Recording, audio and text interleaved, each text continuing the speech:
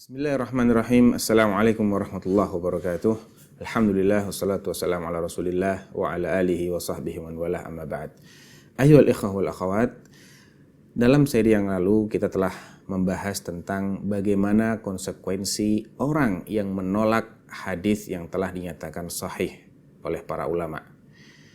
Kalaulah orang yang menolak suatu hadis setelah dia dinyatakan sahih oleh para ulama, demikian berat konsekuensinya, bahkan dianggap oleh para ulama sebagai orang yang mendustakan Nabi alias kafir, maka demikian pula seseorang yang berdusta atas nama Nabi atau sengaja memalsukan hadis juga tidak kalah berat konsekuensinya.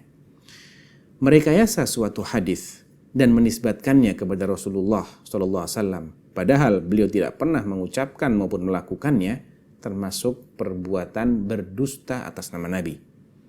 Nabi SAW bersabda, "Inna kadhiban alayya laysa ka kadhibin ala ahad. Man kadhaba alayya muta'ammidan falyatabawwa maq'adahu minan nar." Yang artinya, sesungguhnya kedustaan atas namaku tidaklah sama dengan kedustaan atas nama orang lain. Barang siapa berdusta atas namaku dengan sengaja, maka hendaklah dia memesan tempat tinggalnya di neraka. Hadis riwayat Imam Al-Bukhari dalam sahihnya, nomor 1229.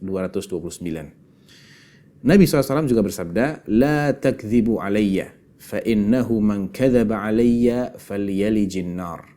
Janganlah kalian berdusta atas namaku, karena barang siapa berdusta atas namaku, hendaklah dia masuk ke neraka. Demikian juga hadis ini diriwayatkan oleh Imam Al-Bukhari dalam sahihnya nomor 106.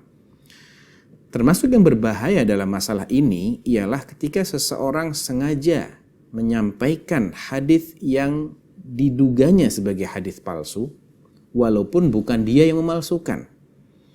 Nabi SAW bersabda, "Man haddatha anni bihadithin yura annahu kadhibun, fahuwa ahadul kadhibain." Barang siapa menyampaikan suatu hadis dariku yang disangkanya, yang dia sendiri sudah menduga itu adalah hadis palsu, berarti dia termasuk salah seorang pendusta. Demikian menurut Imam Muslim, atau demikian yang diriwayatkan oleh Imam Muslim dalam muqaddimah sahihnya. Bahkan ada sejumlah ulama yang mengkafirkan orang yang sengaja berdusta atas nama Nabi SAW. Al-Imam Ibnu Hajar Al-Asqalani dalam Fathul Barinya mengatakan, yang artinya, jika ada yang mengatakan, bukankah berdusta adalah kemaksiatan yang haram, kecuali bila mengandung maslahat, seperti dalam rangka mendamaikan dan yang semisalnya. Sedangkan setiap kemaksiatan terancam dengan siksa neraka. Lantas apa yang membedakan antara berdusta atas nama Rasulullah dengan berdusta atas nama yang lain? Apakah yang membedakan dari segi ancamannya? Jawaban atas pertanyaan ini ada dari dua sisi, kata Ibnu Hajar. Yang pertama, kedustaan atas nama Rasulullah bila disengaja maka pelakunya dianggap kafir oleh sebagian ulama. Di antara yang berpendapat demikian alias yang mengkafirkan orang yang sengaja berdusta atas nama Nabi adalah Syekh Abu Muhammad Al-Juwaini, salah seorang ulama Syafi'iyah. Pendapat ini juga dipilih oleh Ibnul Munayyir, dan alasannya, ketika seseorang berdusta atas nama Nabi bahwa beliau menghalalkan sesuatu yang sebenarnya haram, misalnya, maka kedustaan ini berkaitan erat dengan penghalalan apa yang diharamkan. Sedangkan menghalalkan apa yang diharamkan, ini termasuk kekufuran. Akan tetapi, alasan Ibnul Munayyir ini perlu ditinjau ulang, karena mayoritas ulama justru berpendapat bahwa orang yang berdusta atas nama Nabi, yang sengaja berdusta atas nama Nabi, tidak dianggap kafir kecuali bila orang tersebut meyakini bahwa kedustaan tersebut hukumnya boleh. Yakni selagi orang yang memalsukan hadis atas nama Nabi itu menyadari bahwa perbuatannya ini adalah dosa, maka dia tidak dianggap sebagai orang kafir.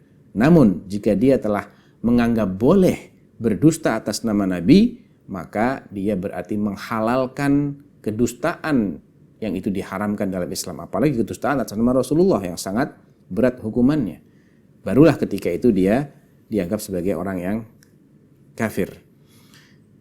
Alasan yang kedua, mengapa kedustaan atas nama Nabi itu lebih berat ancamannya adalah karena kedustaan atas nama Rasulullah tergolong dosa besar, sedangkan kedustaan atas nama orang lain tergolong dosa kecil. Jadi jelas berbeda.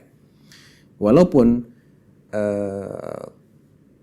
pelaku kedua kedustaan tadi sama-sama terancam masuk neraka, namun tidak berarti bahwa tempat maupun tempo tinggalnya dia di neraka harus sama.